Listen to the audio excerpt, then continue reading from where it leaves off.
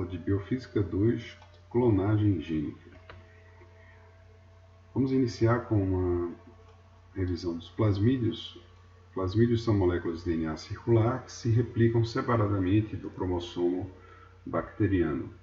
Então aqui tem uma representação esquemática de um plasmídio que possui uma origem de replicação, um gene que confere resistência a antibiótico, no caso a ampicilina, e uma região de interesse do gene a ser clonado, que é representada aqui por esses sítios, que podem ser cortados por enzimas de restrição para a retirada dessa região do DNA plasmidial e a inserção de um DNA exógeno, um DNA de um outro organismo ou micro-organismo de outra espécie. Então aqui tem uma representação dos plasmídios em bactérias, aqui é uma representação da bactéria com seu DNA cromossomal, e o DNA plasmidial bem menor e circular, mostrado aqui em uma fotomicrografia, microscopia eletrônica. O DNA ele pode ser clivado por enzimas de restrição. Essas enzimas elas realizam cortes em regiões conhecidas por palíndromos. Aqui tem, por exemplo, uma representação de uma bactéria e um vírus que infecta a bactéria, um bacteriófago, com seu DNA. Esse DNA vai ser incorporado ao genoma da bactéria e a estratégia evolutiva da bactéria de retirar esses genes externos metilando o DNA, como vocês podem observar aqui, e utilizando enzimas de restrição, representadas aqui por R, que vão realizar cortes em regiões em sequências específicas. No caso aqui em GGA-TCC, que a bactéria Escherichia coli utiliza essas enzimas que realizam cortes nessas sequências específicas, vamos supor entre essa guanina e adenina, ou entre a guanina e a guanina, e tanto no sentido 5' 3' quanto no sentido 3' 5'. O que são palíndromos? Palíndromos são sequências que têm a mesma matriz de leitura, tanto no sentido quanto no sentido da fita complementar. Por exemplo, aqui é GGA-TCC e a fita complementar seria também GGA-TCC. Então, a clonagem de DNA, a clonagem gênica, ela segue procedimentos gerais. Como primeira etapa, precisa cortar o plasmídio por uma enzima de restrição. Em seguida, cortar o DNA, que eu estou colocando humano, mas de uma outra espécie. Em seguida, ligar o fragmento de DNA humano, ou da outra espécie, o DNA exógeno, no vetor de clonagem, no plasmídio, com a DNA ligase. Em seguida, transfere-se o DNA recombinante para uma célula hospedeira, uma bactéria, e depois seleciona o clone. Seleciona-se as células hospedeiras que contêm esse DNA recombinante.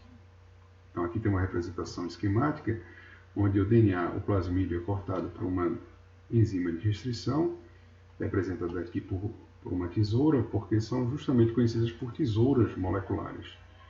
E aqui o DNA humano também sendo cortado por essas enzimas de restrição. Então aqui é um gene humano, que vocês podem imaginar um gene da insulina, que será inserido no plasmídio e transferido para uma bactéria. Então está aqui a ligação a DNA ligase, representada aqui por essas colas, que faz a ligação do DNA humano com o DNA do plasmídio, formando o que a gente chama de DNA recombinante. É o plasmídio mais o DNA humano, o DNA da bactéria mais o DNA humano. Em seguida, você tem a transferência para as bactérias. Então aqui uma outra representação mais completa, onde o DNA do cromossomo eucariótico humano ele é cortado por enzimas de restrição que liberam esses fragmentos aqui de genes, fragmentos específicos, esses cortes são específicos, liberando esses fragmentos em um determinado gene.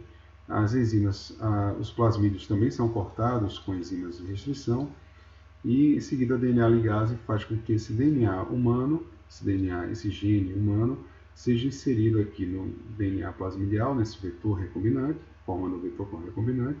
Em seguida é realizada a transformação da célula hospedeira, onde a célula hospedeira ela incorpora esse DNA recombinante e passa a se multiplicar.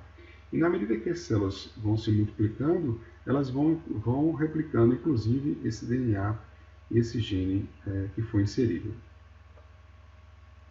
Então, mais uma representação aqui das enzimas de restrição, mostrando o que é um palíndromo, e uma enzima muito conhecida, a EcoR1, muito utilizada na realidade, por técnica de DNA recombinante, que é a EcoR1, que é retirada de Escherichia coli.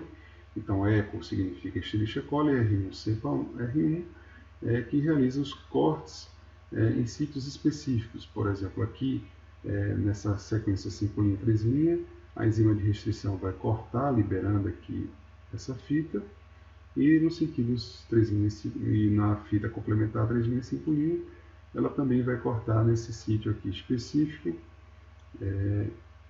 mesmo sítio específico, liberando também aqui essa sequência. Então, você tem uma quebra da dupla fita do DNA induzida por essa proteína nesses sítios específicos. Depois a DNA ligase realiza a ligação entre fitas separadas, entre fragmentos de DNA. E aqui está uma lista de enzimas que podem ser utilizadas para esses fins de clonagem gênica. A EcoR1, que eu já falei para vocês, a PST1, da Providência, a SMA1, da Serrácea, a HE3, da Haemophilus, a HPA2, Haemophilus para influenza e assim por diante. Durante as cortes com enzimas de restrição, você pode ter extremidades coesivas, né? Você pode ter extremidades que permitem ligações com outro DNA externo, porque vão ficar pontas adesivas, ou extremidades cegas, no caso a RAI3, ela produz pontas cegas, ela não deixa bases livres para, por complementariedade, se ligar a um outro DNA. Bom, então como é que a gente vai transformar as bactérias com esse DNA que foi produzido? Você vai incubar o DNA com as células hospedeiras, com as bactérias juntas em 0 graus Celsius com cloreto de cálcio. Em seguida vai realizar um choque térmico, ou seja, vai mudar a temperatura de 0 graus para 43 graus Celsius. Quando ocorre isso, as células vão incorporar esse DNA que está no meio, né, flutuando livremente, e vão incorporar, porque as membranas vão abrir poros, né, onde transitoriamente é possível que essas moléculas maiores penetrem. E em seguida você incuba por 24 horas a 37 graus Celsius, e as células competentes em receber o DNA vão ser selecionadas com o uso, por exemplo, de antibióticos. Então aqui você tem a Escherichia coli sendo cultivada em meio de cultura. Em seguida, com uma alça, você pesca uma dessas colônias e incuba no meio líquido com cloreto de cálcio a 0 graus Celsius.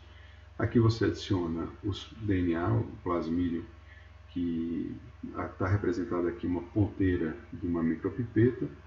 Coloca-se, incuba-se os dois, o DNA junto com as bactérias, e realiza-se o choque térmico a 42 graus Celsius, para que as bactérias incorporem esse DNA externo. Em seguida, você semeia essas bactérias em um meio de cultura, numa placa de Petri, que tem um gene que tem um antibiótico ampicilina.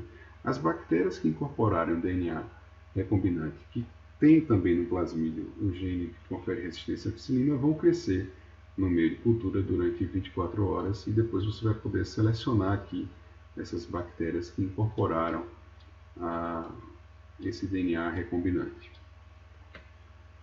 Bom, a outra técnica é a eletroporação. As células são incubadas com plasmídio e são submetidas a um pulso de alta voltagem. Isso induz com que a membrana, mais uma vez, ela se torne permeável transitoriamente a grandes moléculas. E em seguida, você seleciona do mesmo jeito os clones. Poucas células vão receber esse DNA plasmidial, mas as que receberem, você tem um marcador seletivo que é justamente, no exemplo dado, um gene que confere resistência a antibióticos.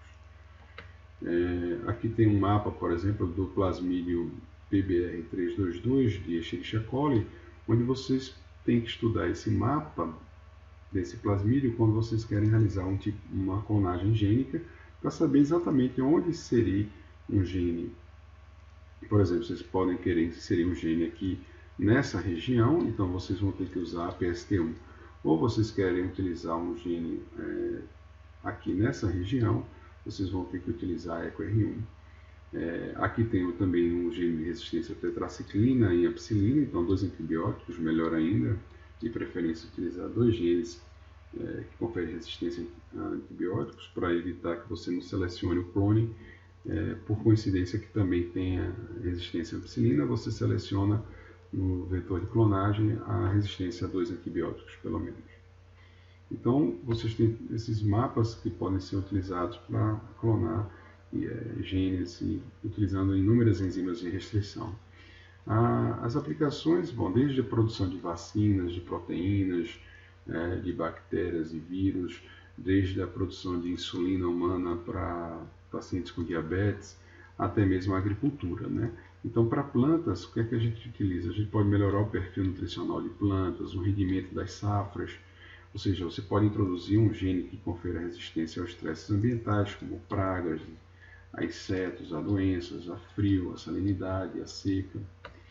Aqui é um exemplo até não muito convencional, uma planta de tabaco com o gene de luciferase e vagalume, né? Então vocês têm aqui uma planta que apresenta luminescência no escuro, porque ela tem o gene do vagalume.